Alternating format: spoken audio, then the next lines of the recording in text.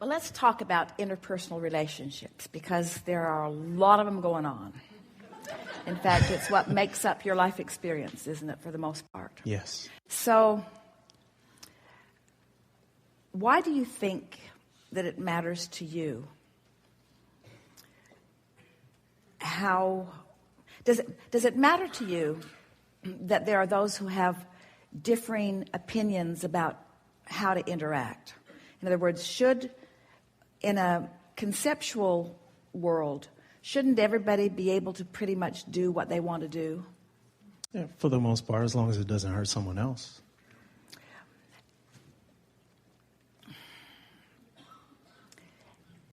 And do you think that you or anyone has the ability to control the behavior? Can you control the behavior of the victimizer? Can you control the behavior of the victim? In other words, do you have the power to intervene on either end of that co-creative experience and affect it? Say, for instance, in an interpersonal interaction, in an argument, I could step in and intervene and stop it at that moment. Now, do I stop it? Okay, so you could stop it at the manifested level. In other words, this is what we were talking about earlier. You could put yourself between them, and you could take the brunt of the abuse. Oh no, I wouldn't take the abuse. You could prevent the abuse. You could dish some of it out. You could intervene, and through action, you could stop a certain amount of momentum, or you could intervene. Yes. We're going to tell you a story that's going to seem a little off the subject. Okay. In order to lay a basis for the trap that we're laying for you. All right. All right. One day, Jerry and Esther were on the front porch, and they had erected a bird bath, only to discover that it attracted birds right to where the cat was.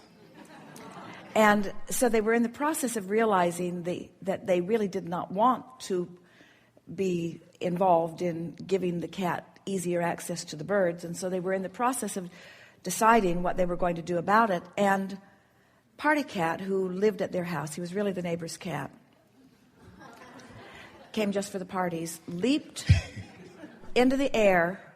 He was standing at Esther's feet. A bird flew in. Party Cat leaped over the banister and snagged the bird out of the air. And Esther leaped over the banister and snagged the bird out of Party Cat's mouth. Jerry couldn't believe it. He knew the cat could fly, he just didn't know Esther could.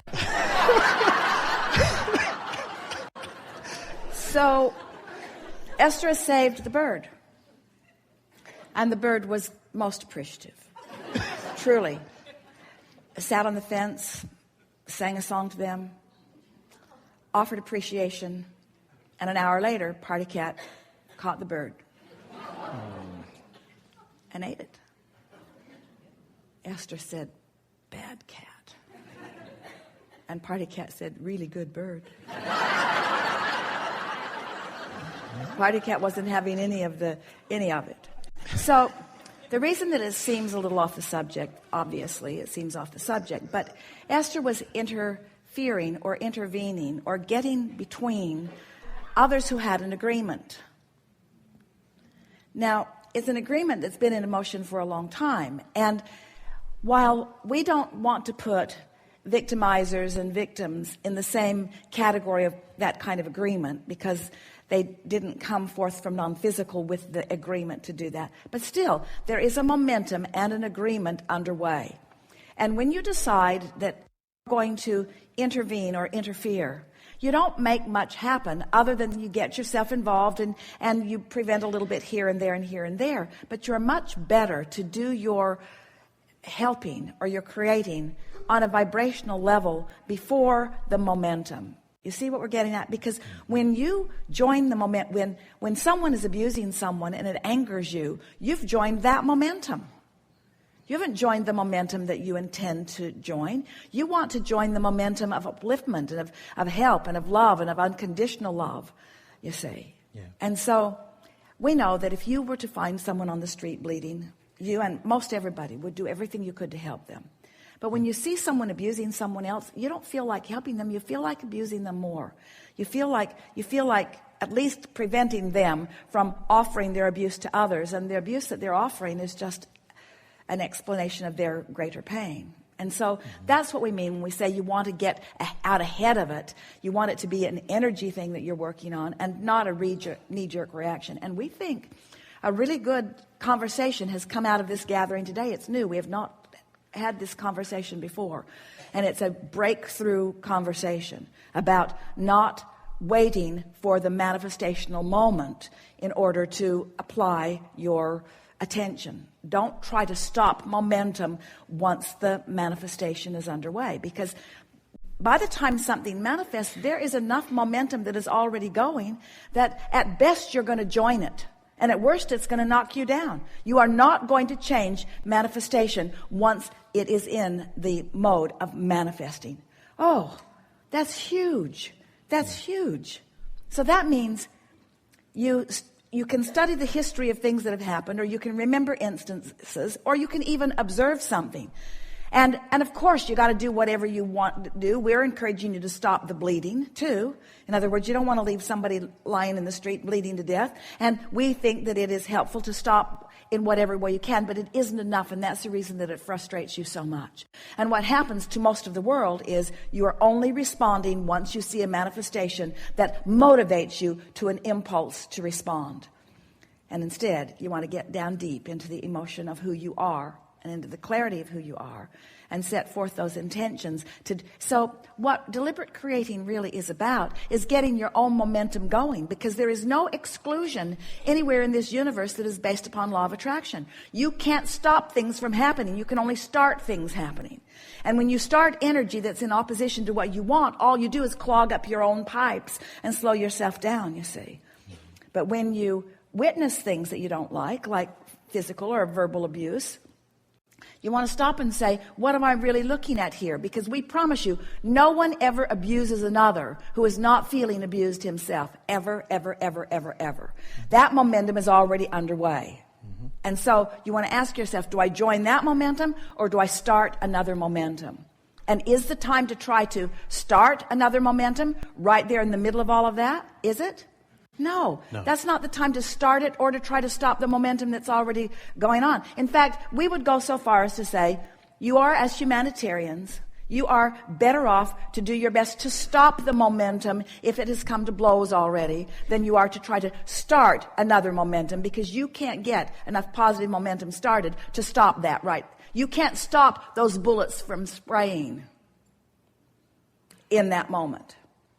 You got to step back far enough from it that you can get hold of who you are and then get another long-term, long-range momentum going. Do you think that you have the ability to single-handedly get enough momentum going to affect a mass consciousness or culture? Absolutely. Do you think that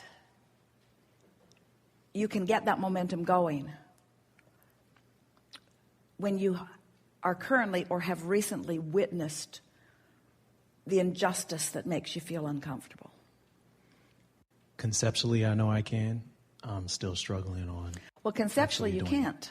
Conceptually, you can't. In other words, when you are witnessing what you consider to be something that you would like to stop, you cannot get the energy going about what you would like to go instead. And that's why we want to rest for just a moment in this understanding that this is a universe that is based upon attraction and that there is no exclusion. And you cannot stop something from happening, because in your effort to stop it, you add to the momentum of keeping it going. So, do you think that it is easier to start momentum in the direction of something that you would want from a neutral, or we're going to use the word slow movement, because energy is always in movement. It's never stalled out. If a car is rolling down the hill and it's going to hit something, would it be easier for you to stop it and make it go that way once it's already in motion that way, or would it have been easier for you to move it in the direction that you wanted before it began moving in the direction that you didn't want? Do you follow? Right. Move it in the direction that I want before rather than try to change. So once momentum is already going, so let's say that there is a car and it was just sitting there and the brake wasn't on and gravity is tugging on it, and so it's beginning to move and it's just barely beginning to move. Do you think that you have the ability to put yourself in front of that car and stop it?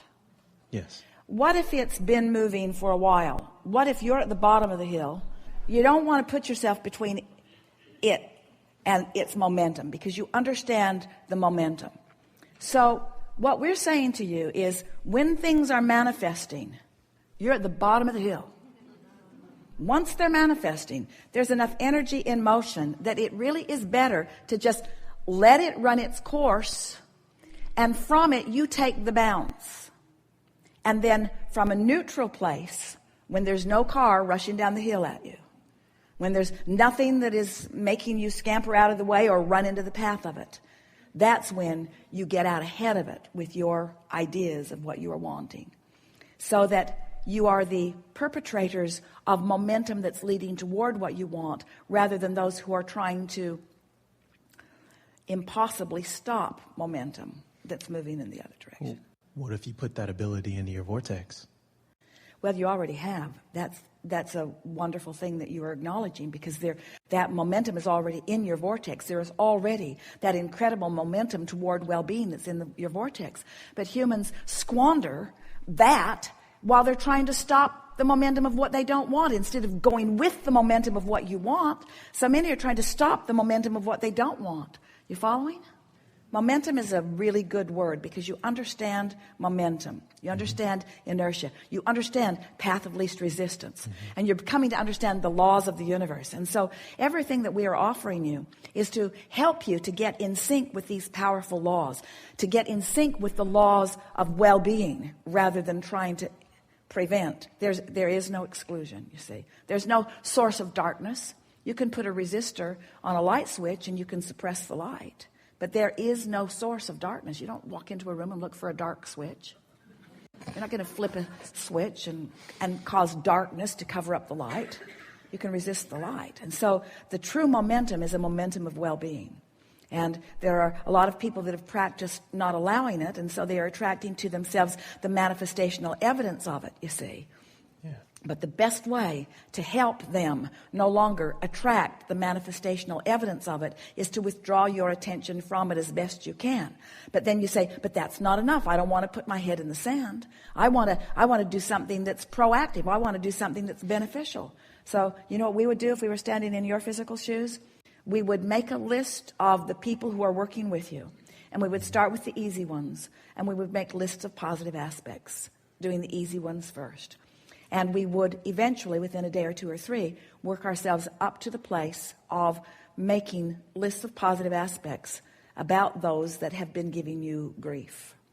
And we would tune ourselves to the frequency of not only what's in your... Because when you see someone mistreating someone, you put something very different from that in your vortex. And that person who's in the mode of mistreating has got something very different in his vortex as well. So as you begin making those lists of positive aspects, you get out ahead of the manifestation. And so at the very least, you're not privy to the experience because your light bulb on the board isn't lighted at the same time theirs is. So you're zigging and zagging and you're not in on it, you see. Unless you're really nosy and you say, how'd it go today? But if you are happy with the clear path that your lighted board and law of attraction showed to you, then you'll see less and less and less and less and less and less and less of that. So now an action-oriented world would say, yeah, but Abraham, what's he doing for the world? He's no longer stopping the victimization because he's lighted his light bulb and he's only in alignment with things that he wants. How's he making the world a better place? And we say, by adding to the momentum of the well-being rather than the impossible task of trying to stop unwanted momentum.